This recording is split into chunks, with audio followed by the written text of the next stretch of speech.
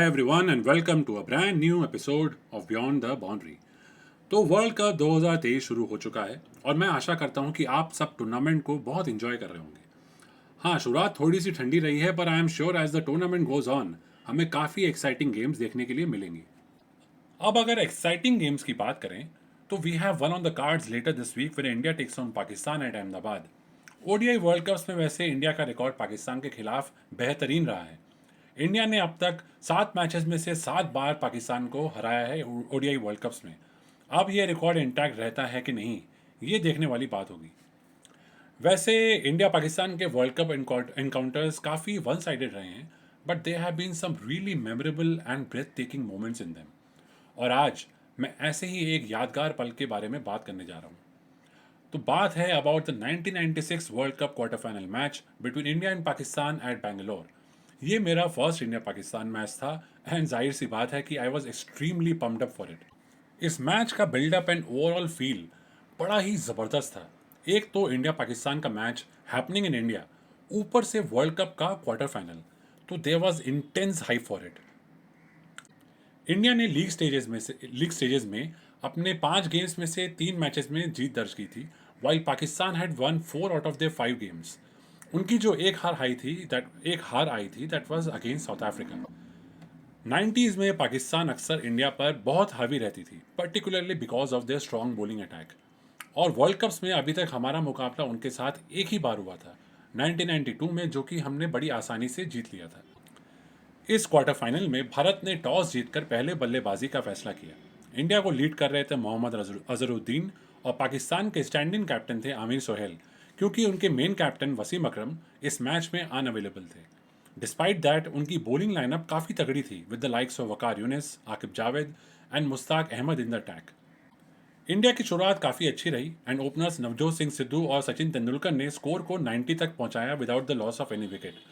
पर Pakistan struck back and kept taking regular wickets throughout the middle overs.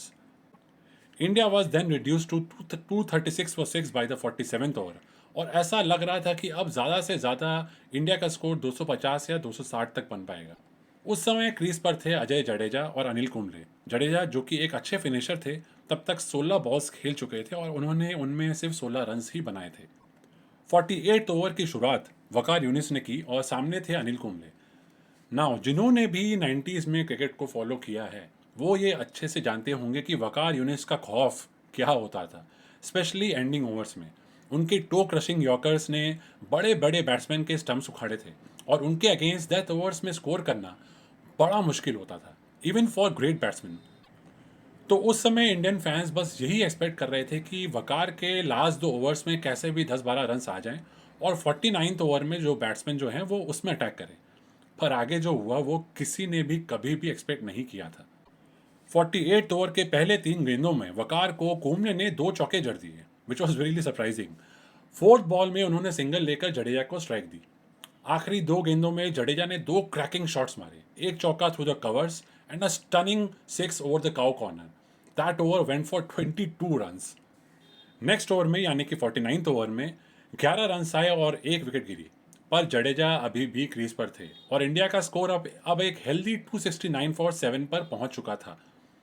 50th over फिर से वकार ने शुरू की और और पहली गेंद को जडेजा ने बड़े ही स्मार्टली फाइन लेग की तरफ गाइड करते हुए एक चौका बटोरा।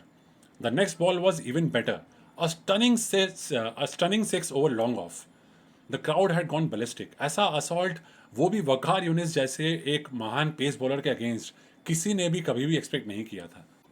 Jadeja was caught of the next ball at long off, but he had more than done his job, scoring a majestic 45 of just 25 balls, a cameo that would be remembered for years and years to come. India eventually ended with 287 for 8, their highest score in 50 over cricket at that time. ये एक काफ़ी बड़ा score था उस समय ODIs में, and specially in a knockout game in a world cup. Although Pakistan की शुरुआत बहुत अच्छी रही, but they but they eventually succumbed to pressure and kept losing wickets at regular intervals. In the end, Pakistan सिर्फ 248 for 9 के score तक ही पहुंच सकी और ये क्वार्टर फाइनल इंडिया ने 39 रन से जीत लिया। So India one a memorable world cup match against Pakistan and reach the semis of the 1996 World cup. Navjot Singh Sidhu को उनके 93 रन्स के लिए प्लेयर ऑफ द मैच का अवार्ड दिया गया। पर इंडिया के लिए the hero of the day was Ajay Jadeja without any doubt. उनके लेट असॉल्ट ने ये इंश्योर किया कि इंडिया के एक बड़ा स्कोर हुआ, which allowed them to put pressure on Pakistan regularly. इस जीत का जश्न पूरे देश में मना। मेरे लिए भी this was one of the most memorable moments as a young boy. मुझे याद है मैं रात भर सो नहीं पाया था, इतना एक्साइटेड था। जडेजा के असॉल्ट खासकर जडेजा के असॉल्ट ने खासकर ऐसा एक ऑरा क्रिएट किया कि मैं उनका फ़ैन रह गया। It will easily go down as one of the most epic moments of Indian cricket. हालांकि इंडिया सेमीज में श्रीलंका के साथ बड़े बुरी तरीके से हारी, इस वर्ल्ड कप को मैं फिर भी काफ़ी मेमोरेबली याद रखता हूँ, specially because of this match and particularly because of Ajay Jadeja's phenomenal attack on Waqar Younis, who was at that time one of the most dangerous fast bowlers. सो ये थी उस मोमेंटस ओकेजन की दास्तां जो कि करोड़ों इंडियन फैंस के दिल में हमेशा के लिए बस चुकी है। हमने उस मैच के बाद पाकिस्तान को world cup ODI world cup में 5 बार लगातार हराया, पर ये मैच मेरे लिए सबसे ज़्यादा स्पेशल रहेगा क्योंकि it was the first India Pakistan match at watch live. And Jadeja के इनिंग्स के अलावा उसमें वो एपिक वेंकटेश प्रसाद वाला सेंड ऑफ मोमेंट भी था जो कि हम चाह के भी कभी भी भुला नहीं सकते। अजय जडेजा ने भी उसके बाद उस नॉक के बाद इंडिया के लिए काफ़ी बेहतरीन पारियां खेली, but this will still be remembered as the defining moment of his career. So anyway, आपकी क्या मेमोरीज हैं इस मैच को लेकर? जडेजा के इस अनफॉरगेटेबल नॉक को लेकर आपकी क्या राय है?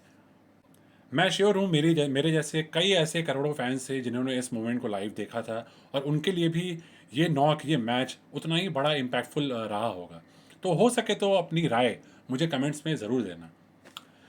तो आज के लिए बस इतना ही। उम्मीद करता हूँ ये एपिसोड आपको सुनकर अच्छा लगा होगा। मैं जल्द लौटूंगा बियॉन्ड द बाउंड्री में एक नए और एक इंटरेस्टिंग एपिसोड के साथ।